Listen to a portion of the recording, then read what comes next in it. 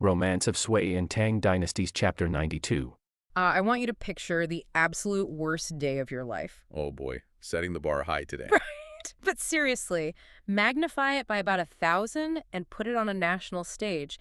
You are the Emperor of China. You've arguably been the most powerful human being on the planet for decades. But right now, Right now, you are standing on a dusty road.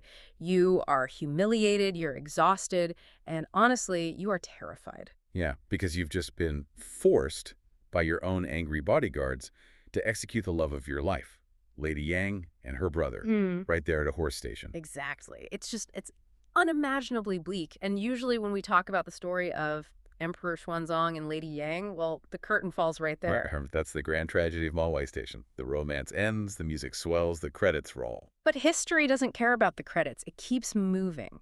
And that is where things get really, really interesting for us today. We are looking at the immediate chaotic aftermath, the 5 minutes right after the tragedy. It's just this fascinating moment of total political fracture. The dynasty is literally splitting in two. We have a father, the aging emperor, and his son, the crown prince. Standing at a literal fork in the road. Exactly. And how they handle this crisis, it offers us two completely different masterclasses in leadership under extreme pressure. It really is a tale of two leaders. On one side, you have the emperor, Xuanzong, who has to manage a mutiny using basically nothing but emotional intelligence. And on the other, you have the crown prince, the future emperor Xuanzong, who has to make a choice that goes against everything he's been taught about family duty just to save the empire. We are going to see how a dynasty survives when its head is cut off, or, well, rather, when it grows two heads to survive the trauma. So to set the scene for you, the execution at Malwai Station is done. The so-called treacherous Yang family is dead. So the soldiers should be happy, right? I mean, they got what they wanted. They killed the people they blame for the whole rebellion. You would think so. But the atmosphere is completely toxic. This is what we might call post-Malwai paralysis. The source material describes this tense situation where the soldiers, led by General Chen Yuanli, they just stop. They refuse to move. They completely refuse. That is terrifying. I mean, you are the emperor, but you can't get your driver to start the car, and these are the guys holding the spears? Precisely. And they're terrified too. The emperor wants to go to Sichuan, known as Shu, down in the southwest. It's a natural fortress surrounded by mountains. It's objectively the safest place on the map. But the soldiers aren't buying it. They're having none of it. They argue that the Yang faction, the people they just violently purged, still have allies and deep networks in Sichuan. Oh, I see. So from the soldiers' perspective, they just killed the boss's favorite people. Right. If they walk into the slain favorite's home turf, they're walking into a trap. They think it's a setup for revenge. Exactly. Yeah. It's paranoia masquerading as strategy. So you have this chaotic debate breaking out right there on the dirt road. It's a total breakdown of the chain of command. Just everyone yelling out different plans. Yeah. Some generals want to go to Taiyuan in the north. Others want to retreat to Heilong. Some even want to turn around and go back to the capital, Chang'an. Wait, go back to Chang'an. Isn't the capital currently being burned down by the rebels? It is actively being overrun, yes. Wow. But that shows you how irrational the fear is. Yeah. They would rather face the rebel army than walk into what they think is an assassination trap in Sichuan.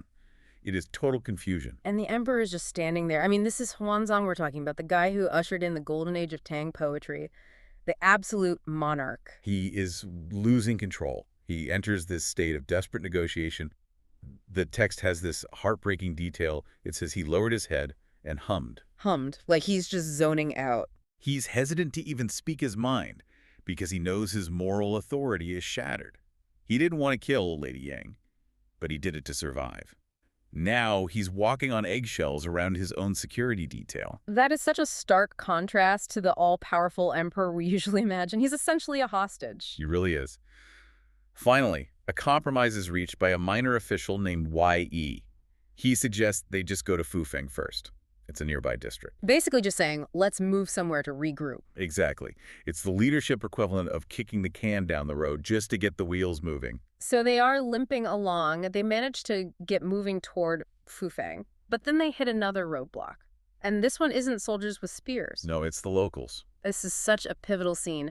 As the emperor is leaving, villagers and elders physically block the road. It's a desperate, almost cinematic scene. They're actually grabbing the bridles of the horses. Yeah, crying out, the palace is your home. The imperial tombs are your ancestors' graves. If you leave, where are you going? They feel totally abandoned. They're basically saying to him, if you leave, you're giving up on us. You're giving up on the state itself. Right, because to the people, the emperor isn't just a guy in charge. You know, he's the literal connection between heaven and earth. If he runs to the mountains, the central plains are abandoned to the wolves.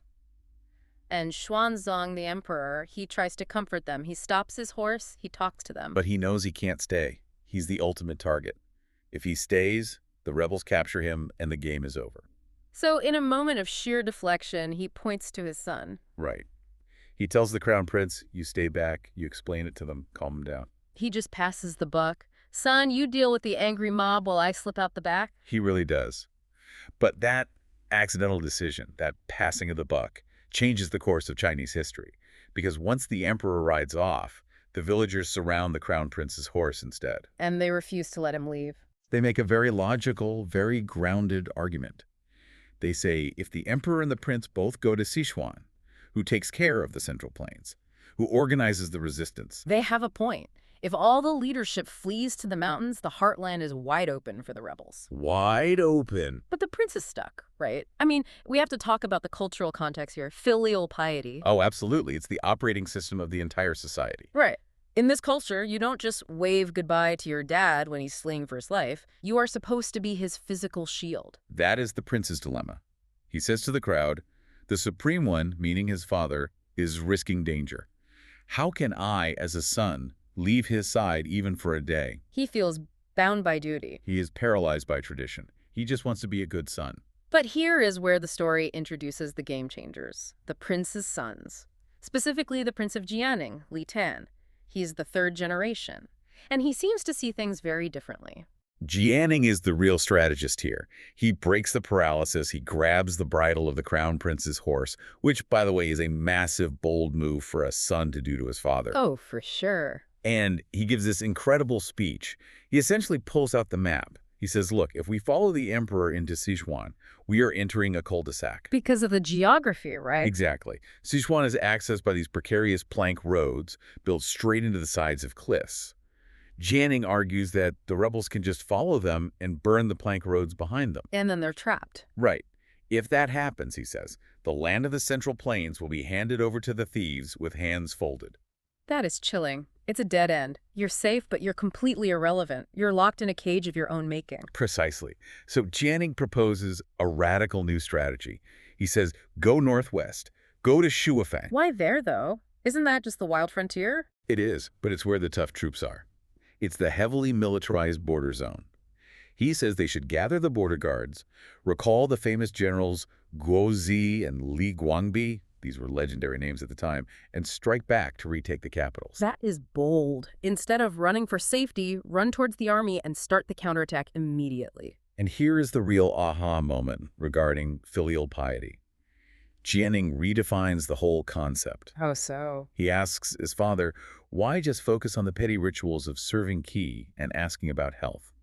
He argues that saving the emperor's empire, restoring the ancestral temples, and defeating the rebels, that is the highest form of filial piety. Wow, that is such a powerful pivot. He's saying, don't be a good son by holding your dad's hand. Be a good son by saving your dad's house. Yes, it's shifting from personal loyalty to institutional loyalty. And it works. It convinces the crown prince. But he still needs the emperor's permission. He can't just mutiny. That would make him no better than the rebels they're fighting. So they have to send a messenger galloping down the road after the emperor, who is probably miles away, wondering where on earth his son is. Now put yourself in Xuanzong's shoes. You've lost your wife, your capital, your pride, and now your son sends a text saying, hey, I'm not coming. How does he react? Is he furious? This is where we really see the emperor's maturity, and perhaps his relief. He isn't angry at all.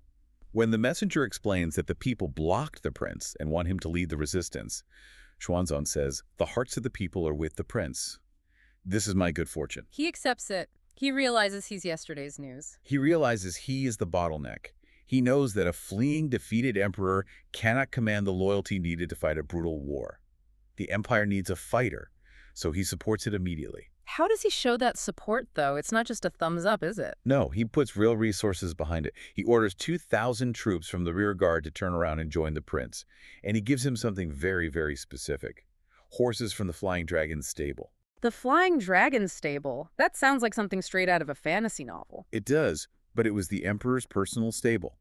These were the absolute best horses in the empire, bred specifically for the royal family. Giving them to the prince is a massive symbolic transfer of power. It's like handing over the keys to the kingdom. It is. And he explicitly tells the generals to follow the son now. He tells them, the prince is benevolent and filial, you must support him well, and then he drops the ultimate bombshell. What's that? He says, I will pass the throne to you. He abdicates. Right there on the road. Effectively, yes. He signals his intent to retire and become the retired emperor. He knows the prince needs the title of emperor to actually rally the warlords and generals. A prince can be ignored, an emperor must be obeyed. That is a heartbreaking scene, though. The source mentions the prince weeping as he looks west toward his father, and the emperor just continuing on his lonely road. It is the exact moment the dynasty splits. One head goes west to survive, the other goes north to fight. And let me tell you, neither road is easy. So let's follow the fighter first.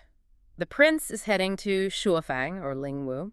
He has the mandate, he has the flying dragon horses. It sounds like the start of a heroic, epic comeback.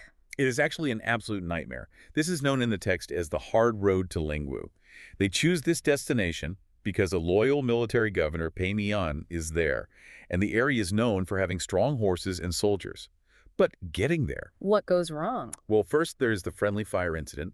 They reach the banks of the Wei River.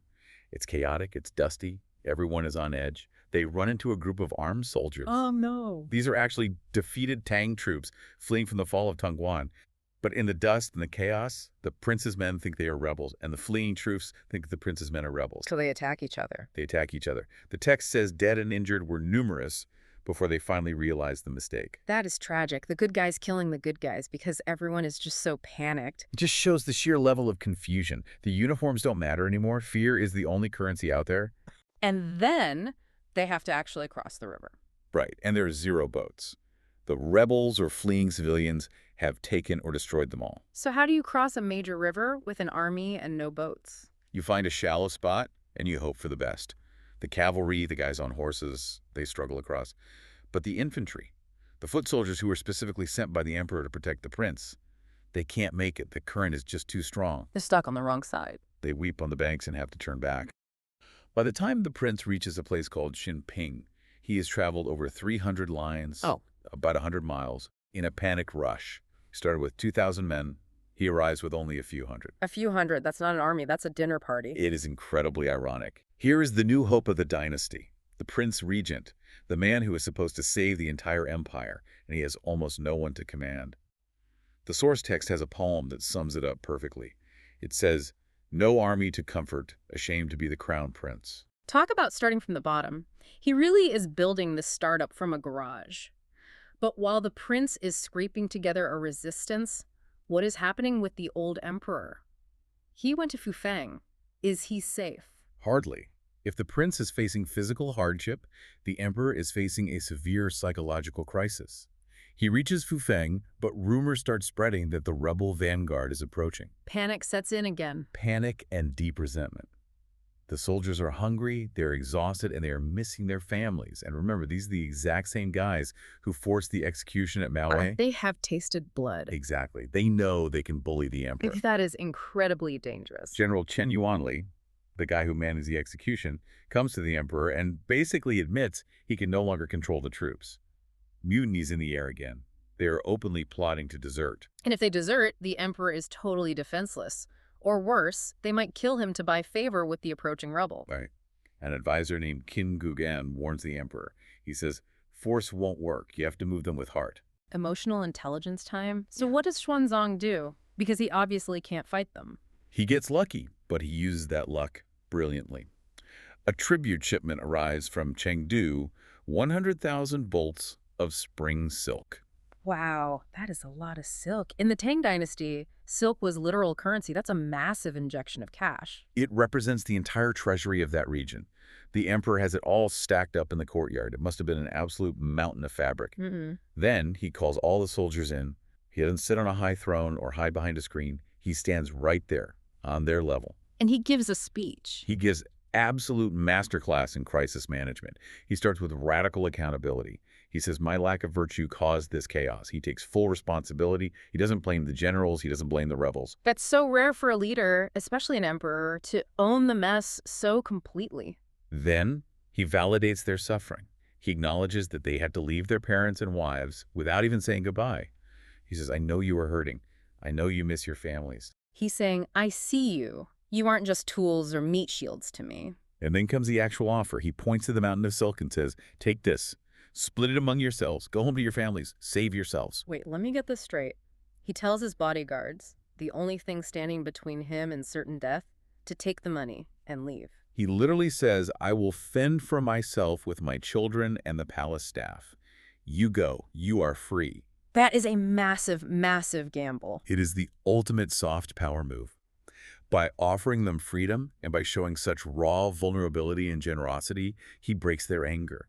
The soldiers are so moved by his benevolence that they break down. They start crying. They kneel and shout, we will die for you. We won't leave. That is incredible. He secured their loyalty by offering to release them from it. It's the paradox of leadership. If he had ordered them to stay, they would have rebelled on the spot. Because he gave them the choice to leave, they chose to stay.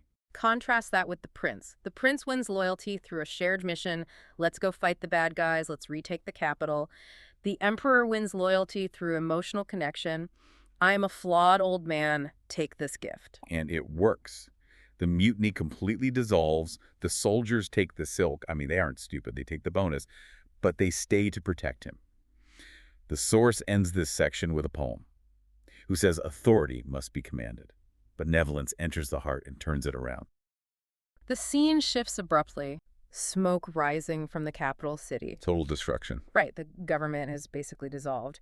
And the emperor, the man who is supposed to be the literal connection between heaven and earth, the axis of the world, he is scrambling through the mountains on a horse, just running for his life. It is a moment of total systemic collapse. I mean, you have the army scattered, the treasury looted, the royal family split in half. Yeah. It is the absolute definition of an apocalypse for the medieval Chinese worldview. By every metric of history, this should be the end. The Tang dynasty should have just died right here in the summer of 756 AD. But it doesn't. Exactly. Here is because the dynasty does something incredibly rare in history. It essentially clones itself to survive. Clones itself. That is a really great way to put it. We are going to track these two parallel storylines. On one side, you have the old emperor, Xuanzong, fleeing south, just crushed by grief, looking for a place to die in peace, basically. And on the other side, you have his son, the crown prince. Heading north into the desert to build a brand new war machine from scratch. So it is a split-screen narrative. It is. How that power shift actually works, because it is not clean. The central tension for you to keep in mind here is, how does a son take over the family business, the empire, when the father is still alive? Still the emperor. Still the emperor, but hundreds of miles away. How do you save the country without looking like you are staging a coup against your own dad? It's the ultimate hostile takeover, but within a family unit. Right. So let's start with the father, Emperor Xuanzong. He has fled Chang'an. He is heading for Shu, which is modern-day Sichuan. This is known as the flight to Shu. And the vibe in the source material, It's awful. it's not a heroic retreat at all. No, it's a funeral march. The text describes rain, rough terrain, soldiers who are just hungry and angry. But they get closer to the Shu region, and they meet Kui Yuan. The local governor. Yeah, and he is doing his absolute best sales pitch. He tells the emperor, the land is rich, the people are wealthy, the terrain is a fortress. He's trying to frame it not as a defeat, but as a strategic relocation. But Xuanzong is nervous, he is visibly shaken, and then they hit this bridge. Oh, the bridge scene. The source material gives us this incredible moment where geopolitics just slams into mysticism. It really does. Yeah. So the emperor pauses at this bridge, and he asks for the name of it. Kui Yuan replies, this is the Wanli Bridge. Wanli, which translates to 10,000 li, a li being a measure of distance. Right. And suddenly the emperor's face just clears. He stops shaking. He looks at his advisors and says, the words of the monk Yixing have come true. I have no more worries. We have to pause on Yixing for a second, because he is a heavyweight in this universe. He wasn't just a monk. He was an astronomer, a mathematician, an engineer. Think of him as the Da Vinci of the Tang court. Years prior, the emperor had asked Yixing for a prophecy about his fate.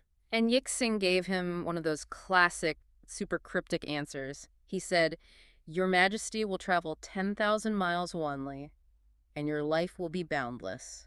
And at the time, Xuanzong's ego took over. Of course it did. He interpreted Wanli as a measure of conquest. He thought, I am going to rule over a territory of 10,000 miles.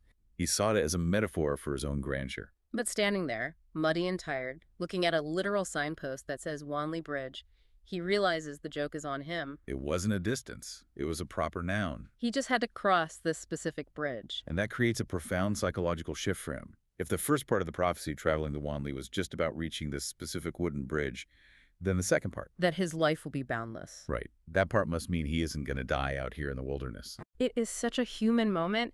He grabs onto that linguistic coincidence like a lifeline. It gives him permission to stop running. It creates psychological safety. So he settles in Chengdu. The palace is rough, the food isn't what he's used to, but he feels safe. However, the source is very clear that safety does not cure grief. No. He is still completely haunted by what happened at Maui Station.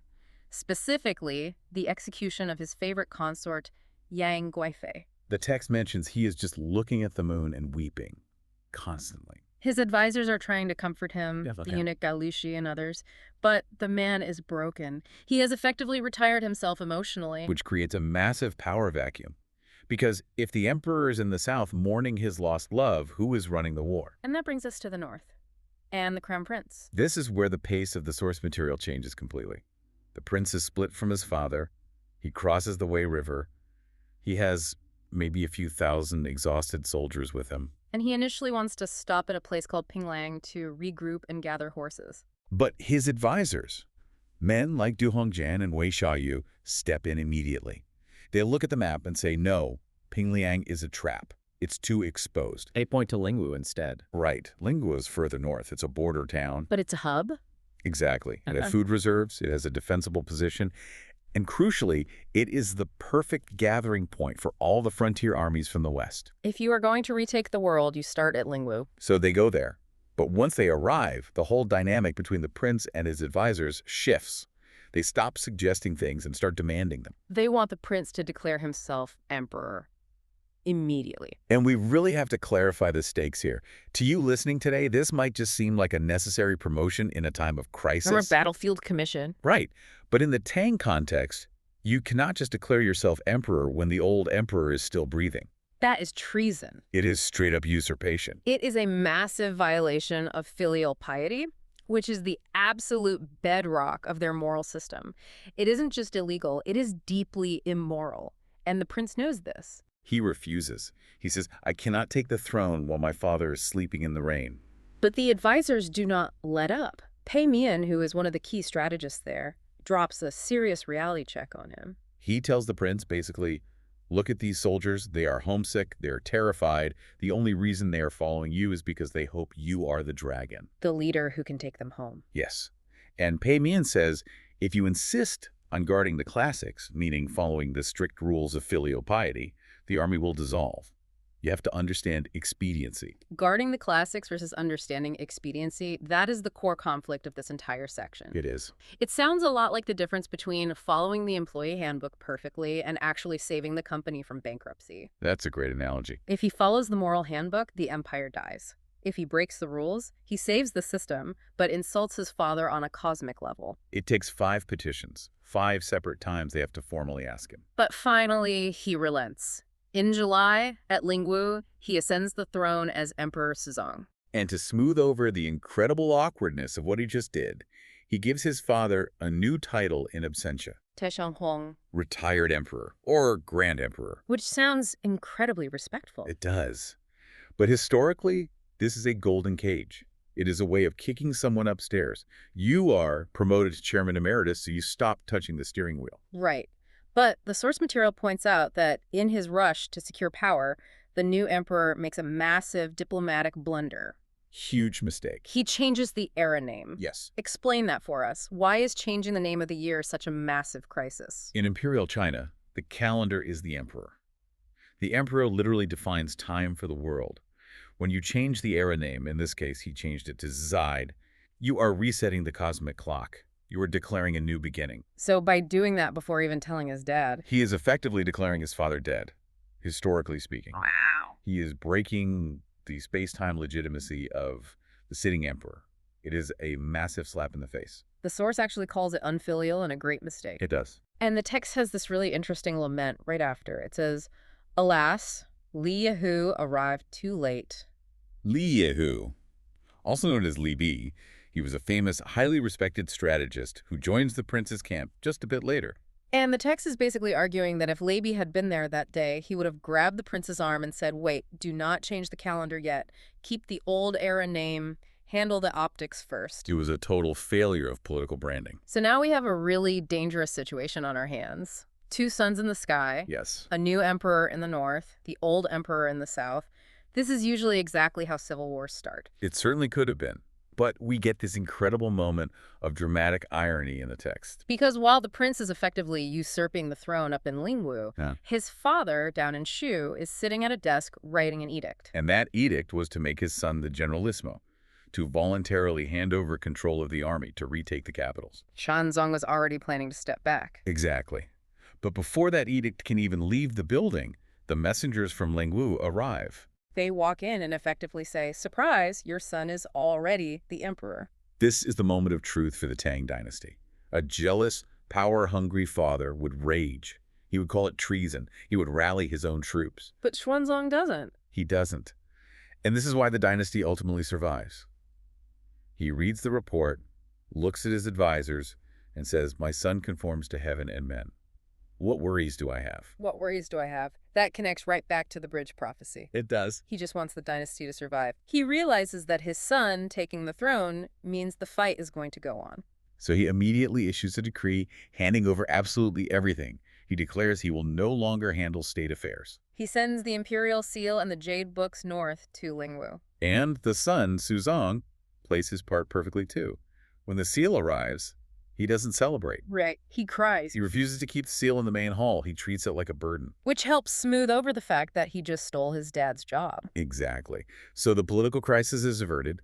The Tang leadership has successfully cloned itself. But while this high-level chess is happening, while they are politely exchanging seals and titles across the country, we need to pivot to the reality on the ground. We do, Ooh. because the contrast is horrifying. We need to talk about Cham, the capital city. The rebels have taken it. And this section of the source, it does not read like a political thriller anymore. No. It reads like a horror story. It is incredibly gruesome. And Lu Shan, the rebel leader, rolls into the capital, but he isn't celebrating. He is furious. He is enraged because his prize is missing. He had this bizarre fixation on Yang Guifei and her sisters. The source is quite explicit about it. He wanted to possess them.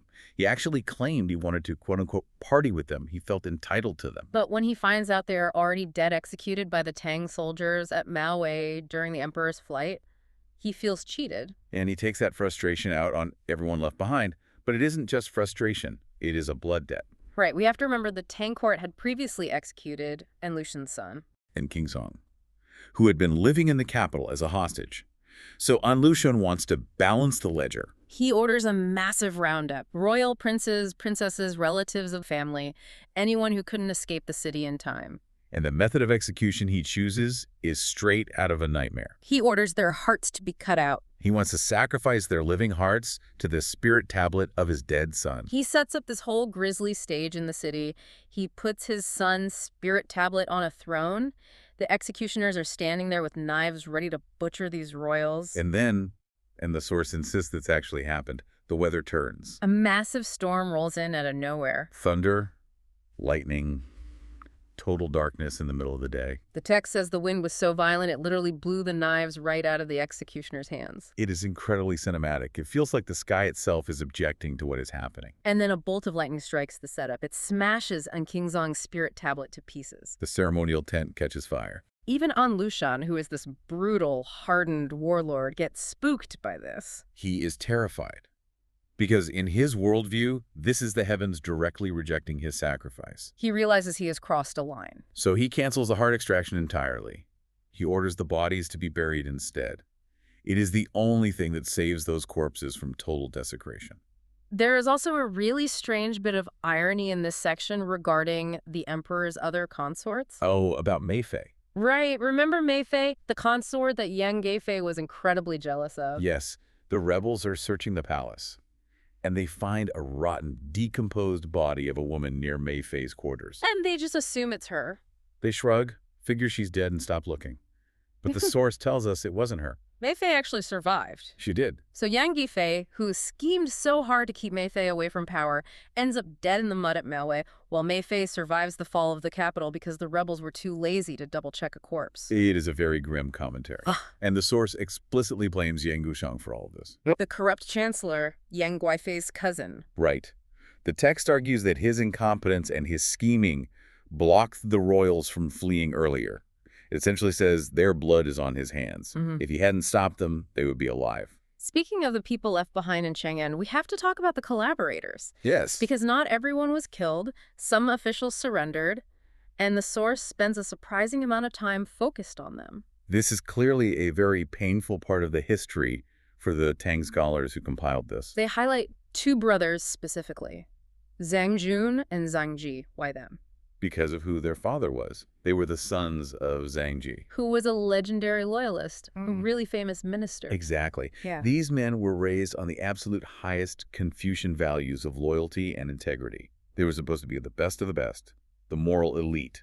And yet when the rebels knock on the door, They fold immediately. they just surrender. They accept official positions in An Lushan's fake Great Yan dynasty. And the source condemns them heavily for this.